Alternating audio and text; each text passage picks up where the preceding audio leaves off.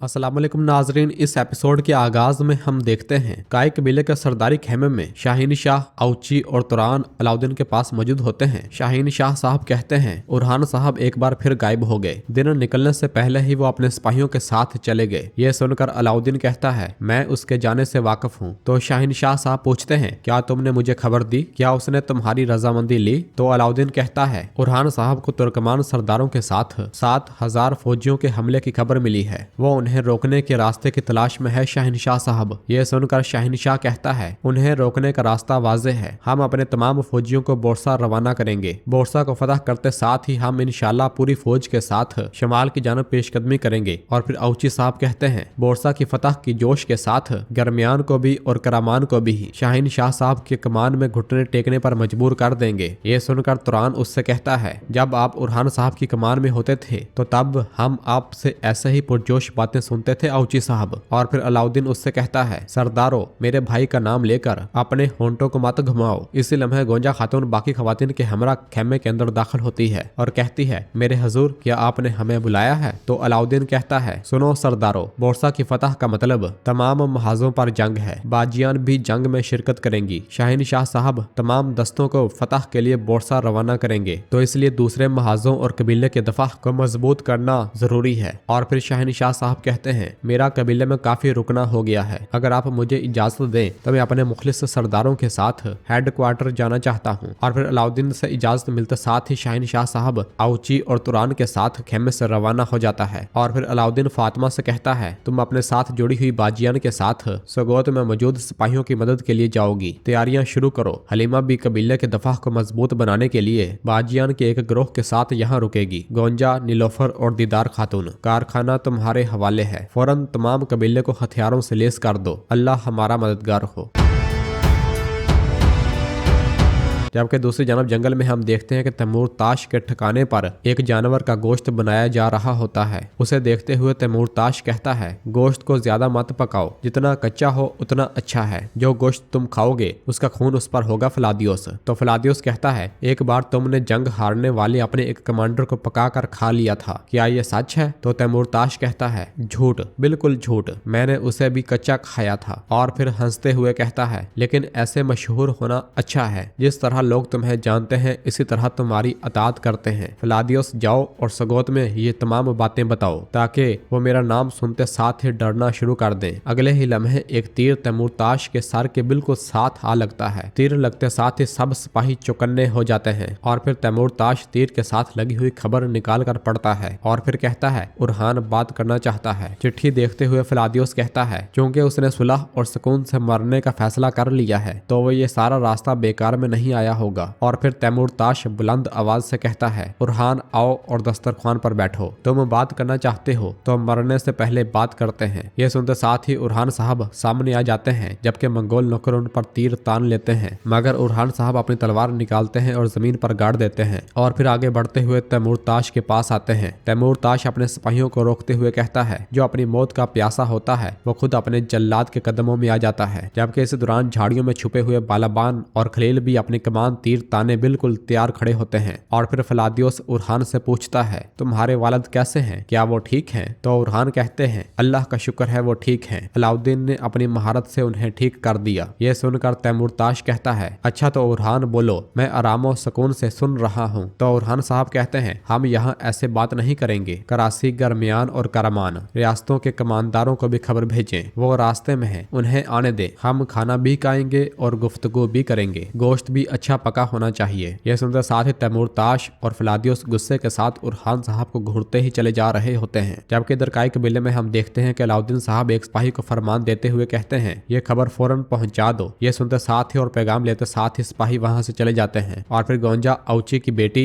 और दीदार खातून के साथ वहां उनके पास आती है। दीदार खातून कहती है मैं जानती हूँ कि वक्त कम है लेकिन हम अपनी बेटी चोलपान की आपसे मुलाकात करवाने आए हैं। और फिर चोलपान कहती है हजूर, मैं आपके तमाम वफादार सरदारों में से एक सरदार औची साहब की बेटी हूँ। और फिर दीदार कहती है, चोलपान तीर अंदाजी में बहुत माहिर है, इसका निशाना कभी खता नहीं जाता। और फिर चोलपान कहती है, अगर इजाजत हो तो मैं बतौर तीर अंदाज हलीमा खातून की बाजियान दस्ते में शामिल होना चाहती हूँ हजूर। ये सुनकर अलाउद्दीन उससे कहता है, हम जंग में हैं, हर उस शख्स की जरूरत है जो हथियार उठा सकता है। खुश आमदीद मेरी बहन। ये सुनकर परेशान गोंजा मुस्कुरा देती है और चोलपान के चेहरे का रंग उड़ जाता है, जबकि अलाउद्दीन वहां से चला जाता है। दूसरी जानब जंगल में तैमूरताश के ठिकाने पर उरहान साहब कहते हैं, करासी, गरमियान और करामान काइयों को गिराने के बहुत से उम्मीदवार हैं, देखो तो तुम्हारे साथ जंग करने के लिए कितने बेताब हैं। तो तैमूरताश कहता है, अलखानी लड़ते नहीं हैं बल्कि जलाकर राख कर देते हैं उरहान और कुचल देते हैं। ये सुनकर उरहान साहब कहते हैं, गुजरते हुए हमारे कबीले में भी आना, हम भी तुम्हारे लिए ऐसा ही दस्तरखान सजाएंगे और अगोज तुर्कों पर तुम्हारे जुल्म का भी जिक्र करेंगे। तो तैमूरताश कहता है, खाली बातों से मेरा वक्त जाया ना करो, जो कहना है कहो और उसके बाद मर जाओ उरहान। तो उरहान साहब कहते हैं, मेरे भाई ने बोरसा की फतह के लिए तुम सबसे टकराने की ठान ली है, क्या उसने कोई इंतजाम नहीं किया होगा? इतने गाफिल मत बनो। ये सुनकर फलादियोस कहता है, जलती हुई इस आग को गौर से देखो, जब तुम बोरसा पर हमला करोगे तो तुम्हारे कबीले का भी यही हाल होगा। तो उरहान साहब कहते हैं, तुम सब उस आग में जल जाओगे फलादियोस,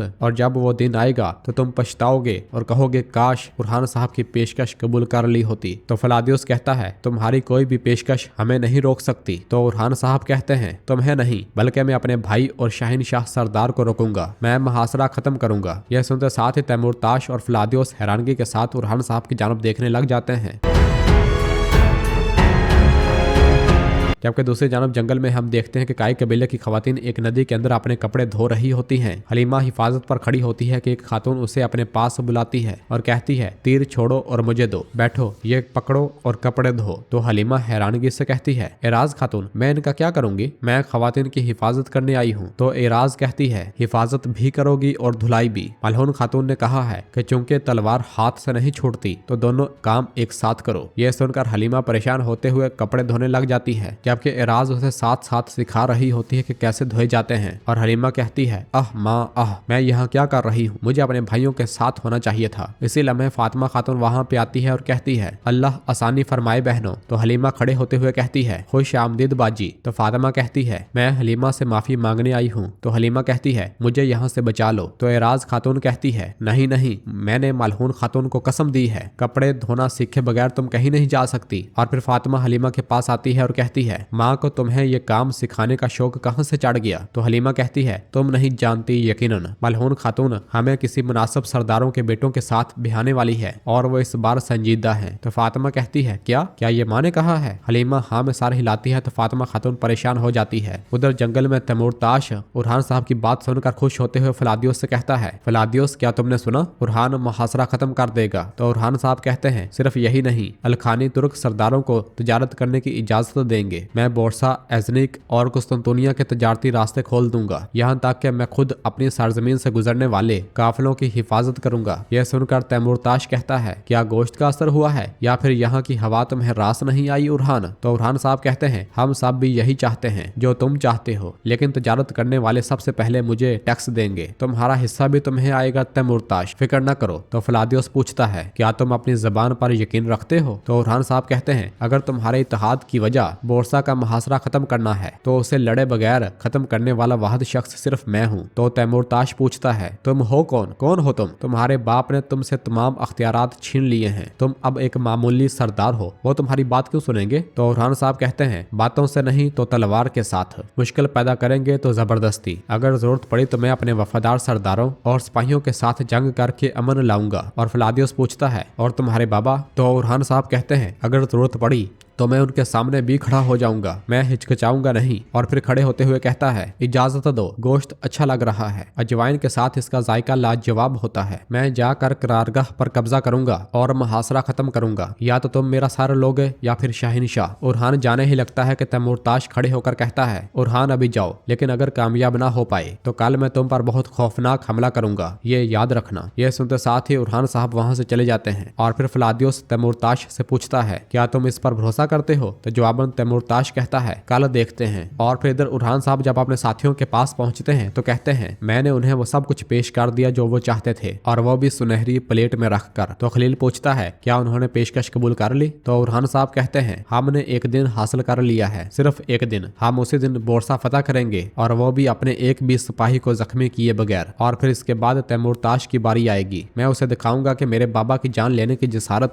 करने का अंजाम क्या होता है, मगर कुछ वक्त चाहिए। अब चलो, अब हमें उस जंग को रोकना है। इधर जंगल में फलादियोस तैमूरताश से कहता है उरहान जानता है कि उसके वालिद को जहर देने वाले तुम ही थे, और मैं भी जानता हूँ। तो तैमूरताश कहता है लेकिन वो ये बात मेरे सामने कहने की खुलकर हिम्मत नहीं करता। वो सियासत को भी उसी तरह समझता है जैसे वो जंग को समझता है। मेरे अंदर की आवाज कहती है कि उसने जो भी कहा वो उस पर कायम रहेगा। खैर देखते हैं, मेरे पैगाम का इंतजार करो। उधर जंगल में हलीमा फातिमा से कहती है सिर्फ हम ही नहीं, वो मेरे भाई अलाउद्दीन का भी दोबारा निकाह करेंगे, लेकिन भाई अलाउद्दीन उसे कभी कबूल नहीं करेंगे। अगर हम इकट्ठे हो जाएं तो हम उनके सामने डट सकते हैं। मैंने माँ से कह दिया है कि मैं कभी ऐसे शख्स से निकाह नहीं करूंगी जिसे मैं जानती और चाहती ही नहीं। तो फातिमा पूछती है बाबा क्या वो बात ये जानते हैं? तो हलीमा कहती है ज़ाहिर है उन्हें भी मालूम होगा, मगर मैं भी पुरअज़म हूँ, मैं निकाह नहीं करूंगी। तो फातिमा कहती है हलीमा बचगाना बातें छोड़ो, हम सरदार की बेटियां हैं, हम उससे निकाह करेंगी जिससे माँ बाप हमारे लिए मुनासिब समझेंगे। तो हलीमा कहती है हाँ बिल्कुल छोटी मलहून खातून, देखो एराज खातून ने तो कभी निकाह ही नहीं किया, तो हर एक के लिए निकाह जरूरी नहीं होता।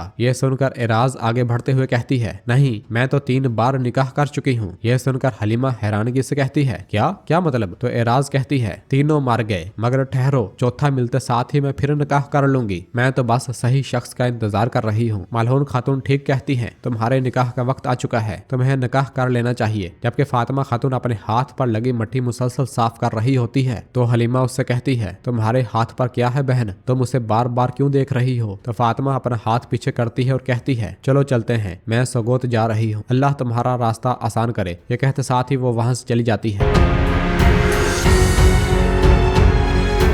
और नाजरीन इसी जगह पर एपिसोड खत्म करते हैं। मिलते हैं बहुत जल्द अगली एपिसोड के साथ। वीडियो को लाइक कर दें, और जिन दोस्तों ने अभी तक चैनल सब्सक्राइब नहीं किया वो जल्दी से चैनल सब्सक्राइब कर दें और बेल आइकन घंटे वाले चैनल को भी प्रेस कर दें ताकि आने वाले एपिसोड्स आपको आसानी मिल सके। दुआओं में याद रखें। अल्लाह हाफिज।